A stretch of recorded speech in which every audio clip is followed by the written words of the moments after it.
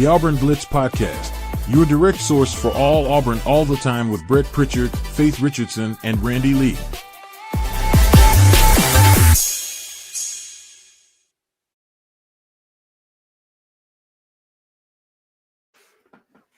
What's up, everybody? Welcome into the Pepper Tree Steaks and Wine postgame reaction show. Auburn ending a 30-year drought, 76-67 on the road in Gainesville. I'm a little late getting on. Actually, to be honest with everybody, I was in a duck blind. and again, watching the game on my phone, keeping up with it. Just could not believe the start to this game for Auburn. Such a massive win for this program, a massive win for Stephen Pearl, a massive win for this team, for confidence reasons, all kind of different things that you can do. I'm going to dive into that. I'm going to fly solo here because, again, weren't anticipating doing a show today after not that didn't have confidence. We just didn't have one scheduled. But after this, had to jump on, just had to. And again, love to take your comments on this win. It's been since 1996. Do you remember where you were in 1996? Do you remember what was going on in 1996? I'll kind of share my age a little bit. It was the year after I graduated high school. So first year in college for me in 1996. I know a lot of you weren't even born probably that were watching or that are watching. And I know a lot of you probably were, but just a monumental win for for Stephen Pearl and this team to go on the road. And now, to me, it says one thing, and we knew this team had a lot of good pieces. I've said it on our shows many times. It's a good team, you got to be able to execute and do the things that you got to do to win games the way you can, and some deficiencies, but this was not a, wad up. There's some good players on this team. Just question why maybe weren't playing up to par in some games. But I think, again, you go back to the preseason schedule, the pre-SEC schedule, and you learn a lot from those games. You play tough competition to get you ready. This was like I saw some people, I had some texts saying, oh, this is a Final Four redemption. No, not really. You would definitely trade the win in the Final Four for this win. But, hey, you do go on the road in a place you haven't won in 30 years, and you do get a convincing win, almost a double-digit win when you were a double-digit underdog almost. I think the point spread was, 9.5 when we last talked about it. But the key for Auburn in this game was getting off to such a great start, getting off on the road to a 43-28 lead at half. And we talk about Keyshawn Hall all the time, and Keyshawn Hall had another one of those games that you expect him to have. He averages 21, 22 points a game on the season, had 24 points in this games, and you can see when he struggles, Auburn's going to struggle. We know that. You go back to the Missouri game. You go back, to some of the games after the 232-point games that he had in a row. When he was off, Auburn was off. And Keyshawn Hall is the straw that stirs the drink for this team. Also, what about Murph? Murph has played so much better the last 3 games. And for a team that has tremendous, I guess from the teams of the last several years, a disadvantage, I guess, in size, where you have a deficiency against. And again, you talk about a terrible matchup. We talked about this all week. This was not the matchup that you want. I mean, with Florida with the big guys, and but just Condon? Who saw Condon playing 37 minutes and 1 point?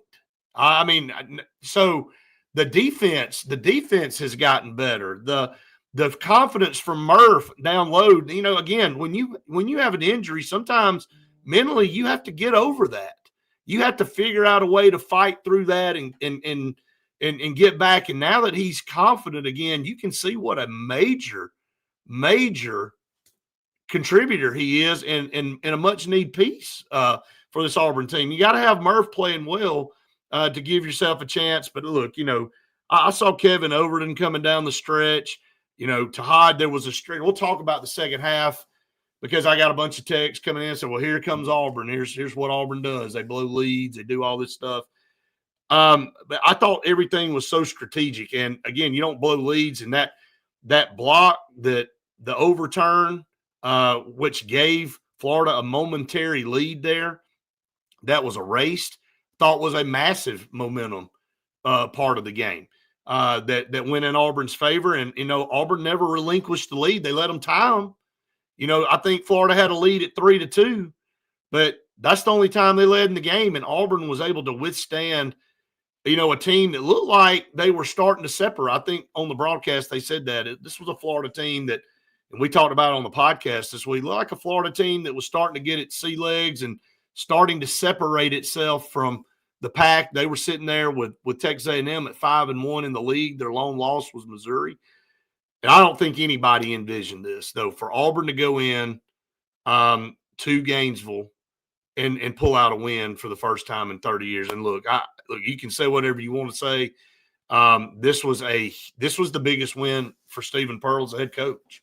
And again, he's had a couple big wins this year already, but nothing bigger. Again, really good friends with Todd Golden. They don't, they are very open about how close they are and, how much they talk and how much they support each other. And Todd Golden's time at Auburn under Bruce Pearl, and just a lot of connections there. And for him to go down there and get that win against probably his best friend was huge to improve Auburn to 13-7, knock Florida down to 14-6. I'm going to get to some of these comments here too, and we'll roll them in. I'm going to go through all of these, going to talk about this box score. Philip Jovic, a couple of games ago had a career night, and then his minutes have been reduced.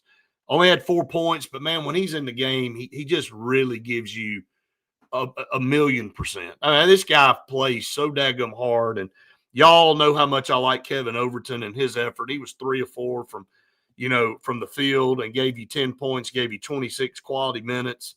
I said it on the podcast. You don't have to hit 9 or 10 threes, but you need to hit more than 2, and Auburn did. They only shot 15, but they made 5 of them. And so that's not tremendous, but it's better. And they were very, very good on the defensive end. I think when you look at the score and you only give up 67 points to Florida at home with this kind of lineup where you're undersized and it's going to be tough inside and it's going to be one of those rock fight type games, very physical. When Auburn jumped out to that lead at halftime and really kind of set the tone and gave them a cushion, and you knew Florida would come back. You knew Florida would roar back and challenge, and they did, and Auburn withstood it. And I think that's another thing. You went on the road, you had a big lead, you kind of gave it up, but you never let them take the lead, and you never let their crowd really get into the game. And they, when you look at it, they shot 27 threes compared to Auburn's 15, and they made 7 and we made 5. And, you look at free throws, and we talk about free throws. That's another thing. I don't want to miss anything here, flying solo. So y'all help me if you want to talk about something, help me out here. But trying to get to all of this stuff, you look at it from a standpoint of free throw shooting, 16 of 27 for Florida, and Auburn was 19 of 21. And Auburn has gotten so much better over the last 3 or 4 games from the free throw line. And, when you look at points in the paint, free throw points count as points in the paint because a lot of times you're driving to the basket or you're getting a rebound or you're battling for a rebound and you get fouled.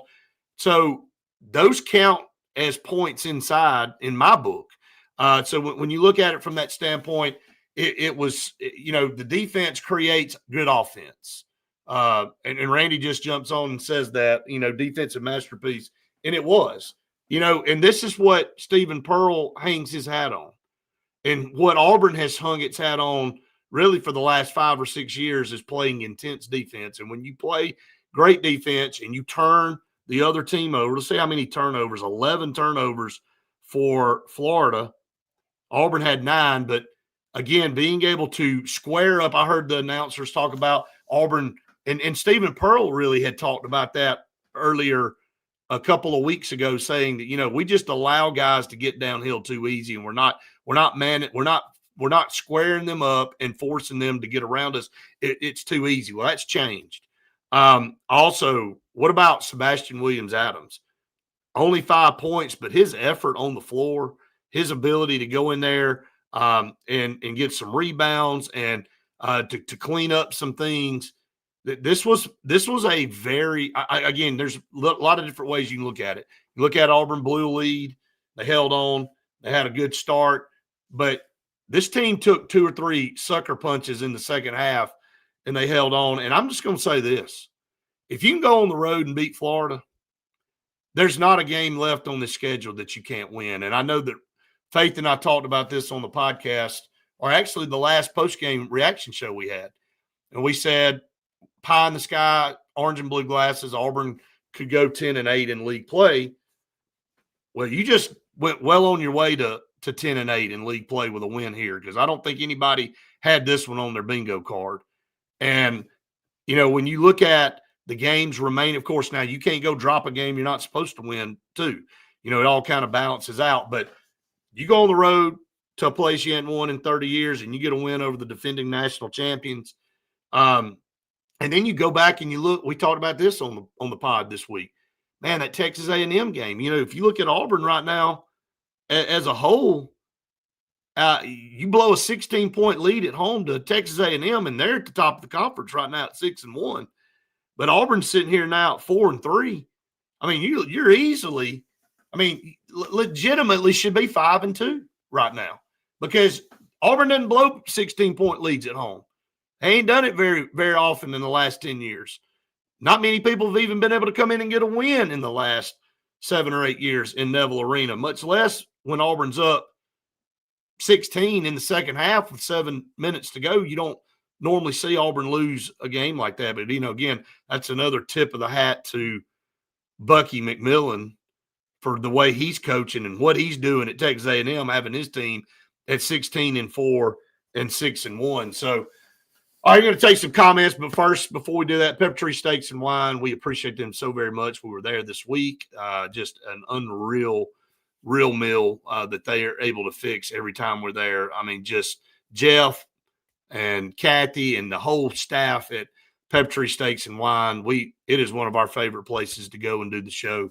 And it's just everything that you can get in there. The food, the wine, all the other stuff that you go in there shopping for. It's just a great store.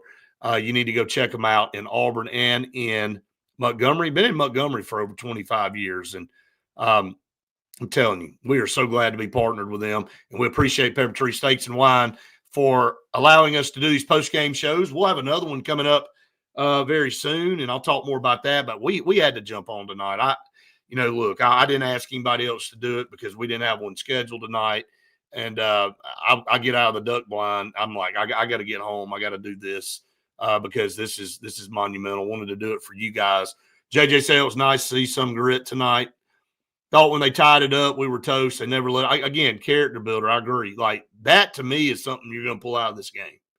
You're going to pull out that, hey, this team never folded when it looked like they were about to give this game away, and they fought through it, and it was so huge. Yeah, Condon did actually have 1 point. I don't think anybody knew if you'd have told me Alex Condon was going to score 1 point, I might have changed my mind. I might have said, hey, you know what? I like Auburn's chances, but nobody would have had that. Nobody would have thought that. It's got a text here. That's Stephen Pearl's 3rd straight win in games against Final Four coaches. Todd Golden, Chris Beard, and John Calipari. Hey, pretty damn impressive. Give the guy credit. If you're anybody that's the naysayers and, whatever. And look, I know one game doesn't make a season. You still got to continue to play. And I don't think he's sitting there wanting, all this praise. But, you got to tip your hat to some of the games he's won to this point and challenging his team. That's pretty impressive. and 3-0 against national championship coaches when you add Rick Pitino into that mix with Calipari and Golden. 3-0. It's a pretty impressive stat. I don't care who you are. Bama Willie said, huge win for Steven and Cohen, big loss for the haters. Yep, no question about it. All you can do is keep grinding every day. I say that in our business. We talk about it all the time. You know what? Naysayers are going to be naysayers. They're going to run their mouth, and you got to just block it out and do what you think you got to do to be successful. And that's what they've done. War Eagle to you, BJ. Do you like fire truck barbecue? I do like fire truck barbecue. Always with some random comments. May Pops and Towsy is outstanding too, if we're going to talk barbecue for a minute. Justice said, hope Summerall and his wife enjoyed that one. Yeah, and I know that there were some key recruits, football recruits there. One just up the road from where I'm sitting right now. Kingston Preyer, the quarterback at Benjamin Russell, class of 28, number one quarterback out there, was there visiting Florida. He's also got Auburn offer, and he got a good eye full of that. So I'm going to ask him about that one. I'll talk to him about that one when I see him again. I saw him at the basketball game, high school game just the other night. So I'll talk to him about his visit there. Robin, good to hear from you, Robin. ESPN Analytics had them at 21.8. Yeah, we talked about that in the podcast earlier.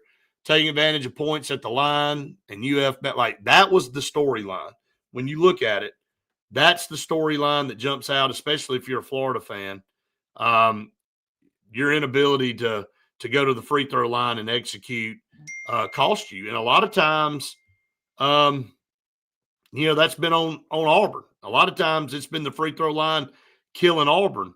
And but not tonight. Auburn 19-21. Florida 16-27, only shot 59% from the free throw line, and it killed them. It killed them in a game where they lost by 9. Overall seemed to be more cohesive today. Loved the effort. Didn't like the turnovers there by Tahad. Again, another storyline here. Tahad came through in some key moments, but 4 turnovers, still struggling shooting the basketball, 4 of 10, and only 1 of 4 from outside. I just don't know what is wrong with his shot. I don't know. I don't know if anybody knows. But, man, if you could just get him back to 16, 18 points a game to go with what Hall's going to give you, and then Murph being back now, just you like what this team can do. Going right into what I said, that perfect timing to read Randy's comment. Murph playing better than I ever expected. I want to, again, he was injured. And when you're injured, and this has been talked about on multiple things, he just was not sure, about, jumping up and down and worried that you're going to re-injure that leg. And, now that he's been out there and he's been able to knock it around a little bit and get physical and know that he's not going to get injured again, he's been a different player. And Auburn's needed him to be that guy. Justin said Hall played 39 minutes. Hope he can hold up. Again, look, it's been a problem all year. It's been a problem all year, the depth of this team. Auburn really played 8 guys, and really 7 if you want to look at it, because Michalek played 2 minutes, and he didn't contribute any. He had a complete 0 across the board on his stat line. But Elijah Freeman, 27 minutes, 6 points, and Jovic, 15 minutes, 4 points. But outside of that, here's the minutes. Sway with 24, 39 for Hall, 31 for Murph, 26 for Overton, and 36 for Pettiford. I mean, to go in there and win this game against Florida when you played basically 7 guys is really unbelievable. I mean, this one will go down as a key massive win for Stephen Pearl forever. Not just this year. Everybody will look back and go, remember when Stephen Pearl took Auburn in his first year to Gainesville and got a win over the defending national champs? Like, this one will stand out for a while, guys. This is a big one. big supporter of Stephen Pearl. Almost feel a sense of relief on his end after that game. Win games like that, coaching them up. Again, yes, huge feather in his cap. And all the people that are naysayers and doubters, that definitely helped him. And not that he's looking for, they didn't need somebody, fans, whatever, but it's just nice to know that, hey, you go out there and you say, hey, how about that? Put that in your pipe and smoke it. Yeah, send him the West Byron Gator Chunk gif. Do y'all say gif or gif? Faith and I got in an argument over that the other day. Which way do you say that? One assist for Tahad as well. Like, it's just not a good stat line each night for Tahad. I mean, you'll look up and he might scrap out 14 or 15 points and he gets to the free throw line. Only got the line twice tonight, but 4-10 shooting. Just thought you were going to get more out of him, especially from behind the arc this year. You just haven't seen it yet. Don't know if you're going to see it at this point. I hope so. Still not too late. Jovic playing really good. Sway, the pump fake, Chinaloo on his. That was a huge play. That was huge. I think they had cut it to 4 at that point, and then with that play, you go back up 6, and it was just like every single time Auburn was able to go down and answer, and Florida was continuing to shoot threes, and they couldn't hit them. Thank goodness. They did hit. What did I say? How many did they hit in the game? They hit 7. They did hit 7. Auburn hit 5. They shot 27. Auburn only shot 15. Yes, looked so confident. Talking about Murph. Spend a little bit more money to get a couple more pieces for Steven. I mean, yeah, it's going to be a determining factor on whether you want to how much money you want to spend and how much you want to give to this program and see if you can get some big guys. It's going to take, look, it's funny how things come around, and big men are now big. You got to have them.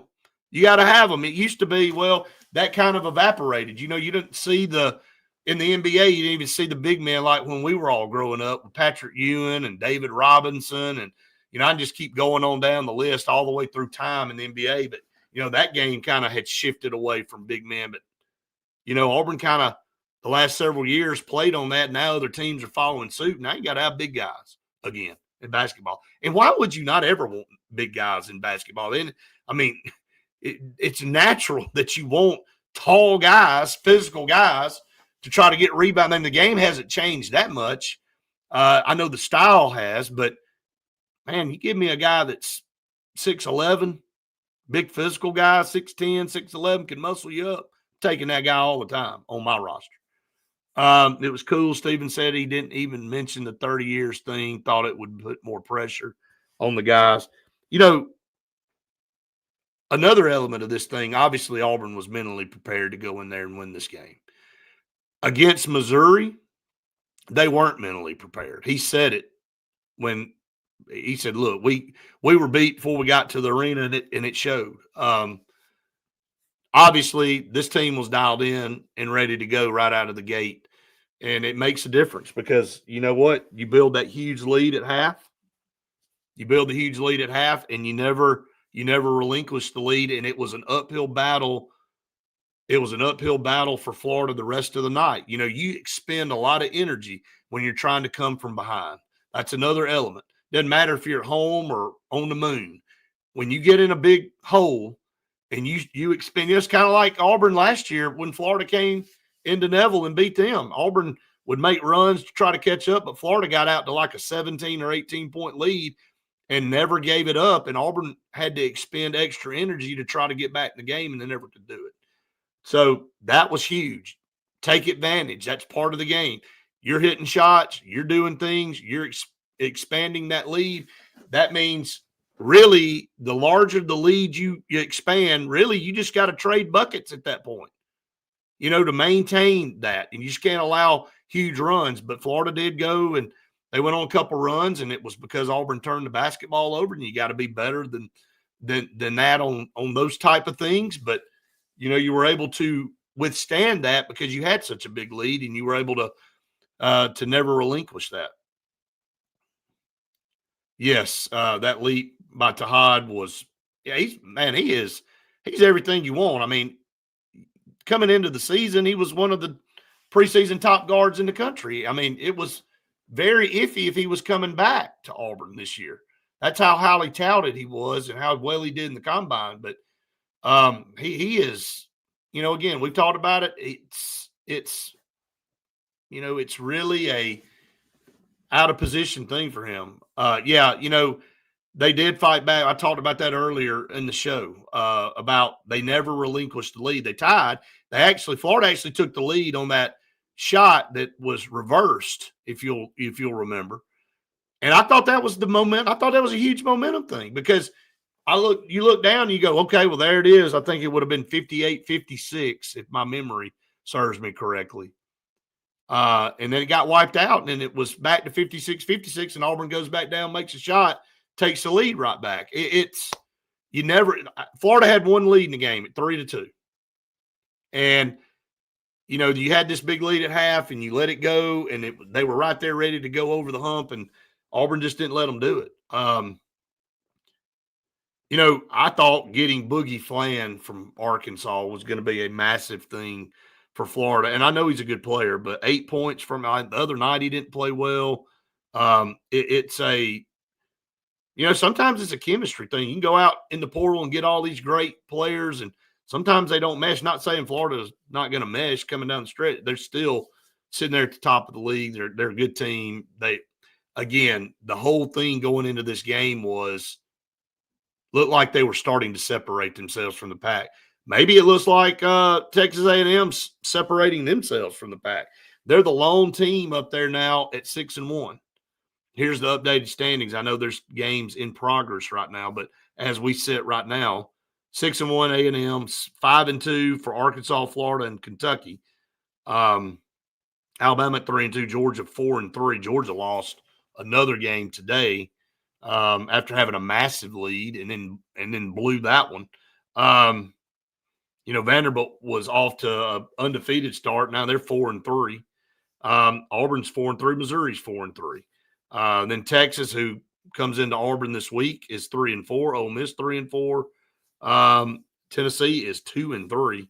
South Carolina 2-5. Mississippi State 2-5, and then LSU and Oklahoma they are both 1-6.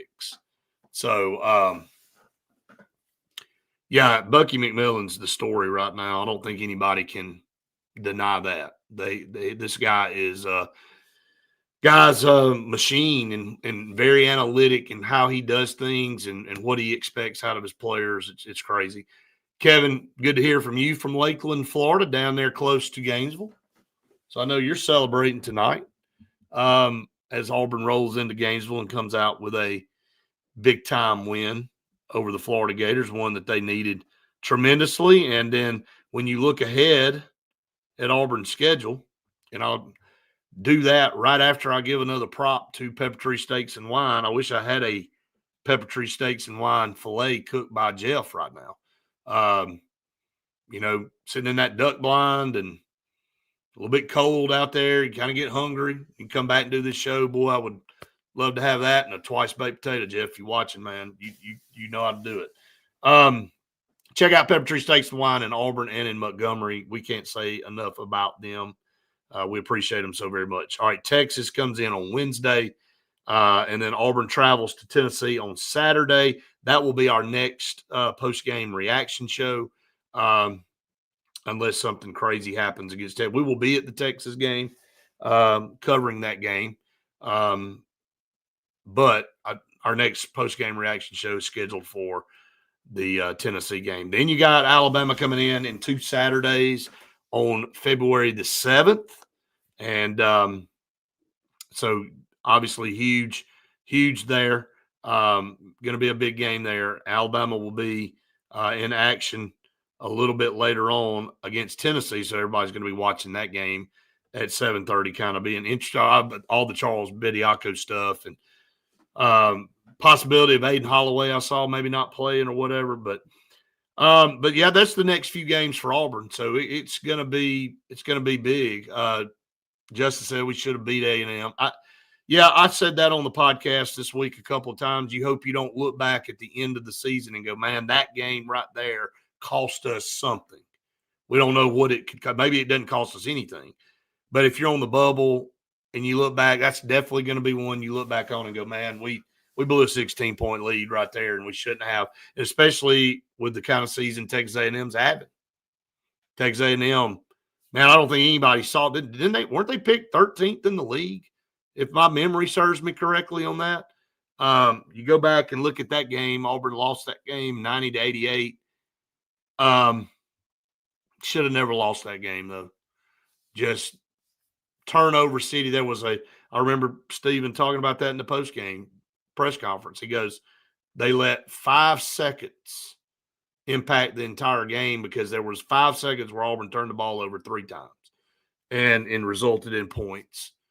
And again, that's minuscule, but hey, that is what it is. That's just one of those things. So, hey, what can you say?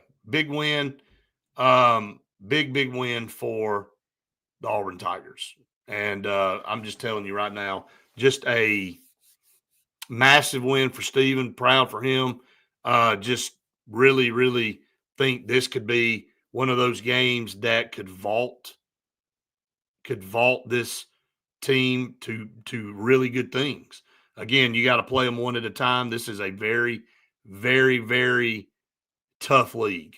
And it's a league where when you look down at the teams at the bottom, like LSU, Oklahoma, I mean, dadgum, Oklahoma's tough, man. But they're 1-6. LSU, Kentucky had to beat them on a buzzer beater. So, hey, what can you say? Just a tough league. Got to go take them one at a time. Going to celebrate this one and then get ready for Texas on Wednesday. But, again, going back to the box score with some of Auburn's players, just a lot of minutes from very few guys. So, a lot of minutes from very few guys. And I'm not sure that that's going to be able to change much. You know, I don't know if you'll get some stuff from, some of these other guys that we're not even talking about right now. Can Magwood come back? We'll see. We'll just have to kind of wait and see how it all plays out. But, yeah, amen for basketball. We've been saying that around Auburn for a long time. And, when you look at the baseball season coming up, Baseball America has Auburn preseason ranked number 5. I think Perfect Game has them ranked number 10. So definitely a top 10 team with Butch Thompson, and he's the veteran in Auburn right now. So very, very very impressed with what Steven Pearl, this team, pulled off tonight. And then, of course, we'll cover baseball and softball. And, spring sports should be fun. But, yeah, a lot of basketball left to play. Lot of basketball left to play, and looking forward to it. Excited to have a huge, huge win tonight. And, all right, guys, just wanted to jump on, talk about this, give you guys a platform to talk about it. Just a huge, huge win. I know I've said that a million times, but it is. All right. We will be back on Monday for the Auburn Blitz podcast and at noon for the Auburn Blitz show every single day here on the Auburn Blitz, making it part of your daily Auburn athletic intake. We appreciate all of you guys so much. Good to hear from you, Jimmy. I know you're a big Bama guy, and hey, look, you appreciate great wins in basketball no matter what, and you're always level-headed when it comes to your analysis, and you and I have gone back and forth. We have fun with it. But, yeah, I think everybody, doesn't matter who you pull for, that win got a lot of people's attention. And so, okay, look, you got to turn your focus to Texas. You come back and lay an egg against Texas, and then you go, well, we just wasted that effort. So and I know that's what Steven Pearl and these coaches do with everybody. They turn the page, celebrate this one, turn the page, get better, get better as you go through the season. You want to see yourself improving as you move forward. Just said War Damn Go Balls. War Eagle again to you, BJ. Appreciate all of you that comment. Again, going back, if you have not subscribed to our YouTube channel, please do that. It helps us out to hit that like button on Facebook and on YouTube as well, in podcast world, on all of our Monday through Friday podcasts. You can pick us up there. Pandora, Spotify, Apple Music, iHeart, whatever it is that you use, they're out there. But Faith and I will be back on Monday morning for the next Auburn Blitz podcast. Randy will be with Jim at lunch at noon for the call-in show, which we're so happy about. All of you that call in and find us there, we appreciate it. War Eagle to you, Mark. Again, I wish I could stay on all night. I would, because I know a lot of you rotate in and out and watch the show, and appreciate you so very much out there for finding us. So there you go. Listen to us on MySpace and LiveJournal. See, we're on so many outlets now. I don't even know what all they are, but I do upload all that. So I'm the one doing it, but it's we're growing and we're doing all kind of different things, and we appreciate all of you that find us each and every day. All right, I'm going to get out. Again, we appreciate all of you so very much. Auburn with a big win over the Florida Gators, first time in 30 years. Man, really, really helping this team as they move forward in the season. All right, everybody have a great rest of your night. Hey, be safe out there. This weather, I don't think it's going to be really rough down our way. But all of you in North Alabama, be safe if you're out there on the roads. And, hey, look, we'll catch you next time for more of the Auburn